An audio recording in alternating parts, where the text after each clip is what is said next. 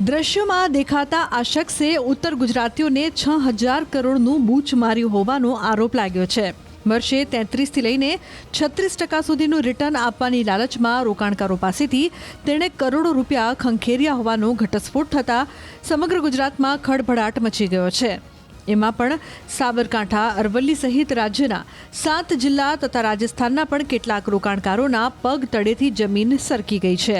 મંગળવારે સીઆઈડી ક્રાઇમની ટીમે સાબરકાંઠા, અરવલ્લી તથા અમદાવાદ સહિત 7 જિલ્લામાં આવેલી BZ ફાઇનાન્શિયલ સર્વિસની ઓફિસો પર દરોડા પાડ્યા, જેમાં સમગ્ર રેકેટના અનેક દસ્તાવેજો હાથ લાગ્યા છે. કોઈપણ પ્રકારની મંજૂરી વિના 2020થી આ ધંધો ધીકતો હતો. દરોડા દરમિયાન તેના 2 બેંક એકાઉન્ટમાં 175 કરોડ રૂપિયાની લેવડ દેવડ થયાનો ખુલાસો થયો. ઉપરાંત ઓફિસોમાંથી રોકાણકારો સાથે થયેલા કરાર, અરજીઓ, રિટર્ન આપ્યાની વિગતો સહિતના દસ્તાવેજ મળ્યા છે. પોલીસના દાવા પ્રમાણે BZ ફાઇનાન્શિયલ સર્વિસે વધુ રોકાણકારોને આકર્ષવા માટે એજન્ટો પણ રાખ્યા હતા, જેઓને 25% જેટલું માતબર કમિશન અપાતું હતું. એટલે કે જો કોઈ 1 કરોડનું રોકાણ લાવે તો એવા એજન્ટને 25 લાખ રૂપિયા કમિશન અપાતું હતું. રોકાણકારોનો વિશ્વાસ જીતવા માટે શરૂઆતમાં તેઓ રિટર્ન પણ આપતા હતા. કૌભાંડનો મુખ્ય સૂત્રધાર ભૂપેન્દ્રસિંહ ઝાલા છે, જે BZ ગ્રુપનો CEO છે. જો કે દરોડા બાદથી જ તે ભૂગર્ભમાં ઉતરી ગયો છે. એજન્ટોની ચેઇન ગોઠવીને રોકાણકારોને ફિક્સ ડિપોઝિટ 3 વર્ષમાં ડબલ કરી આપવાની લાલચ અપાતી હતી.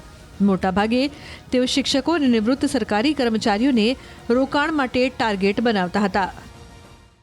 સંસ્થા દ્વારા લાયસન્સ મેળવ્યા વગર લોકો પાસેથી ઘણા પૈસા ઇન્વેસ્ટ કરાવી અને પ્રોમિસ આપેલ કે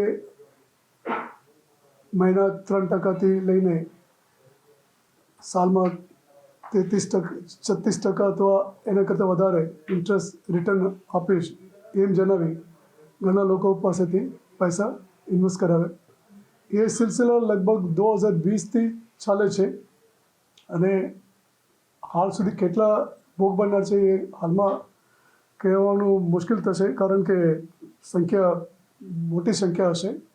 અને ફક્ત લેટેસ્ટ એને જો બેંક એકાઉન્ટ ચેક કરાવવામાં આવે એમાં ફક્ત 2 એકાઉન્ટમાં લગભગ 175 કરોડ રૂપીસ ટ્રાન્ઝેક્શન થયા છે.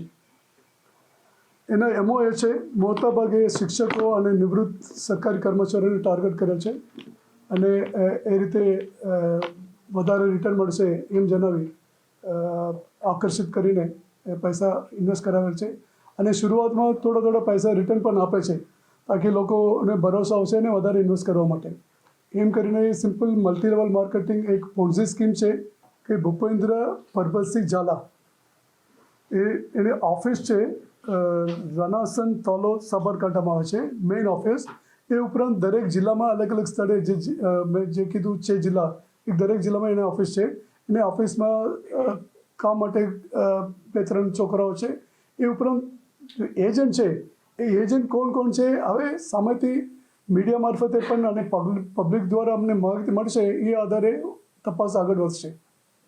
એજન્ટ હાલમાં એક જ એજન્ટ પકડવામાં આવે છે જેનું નામ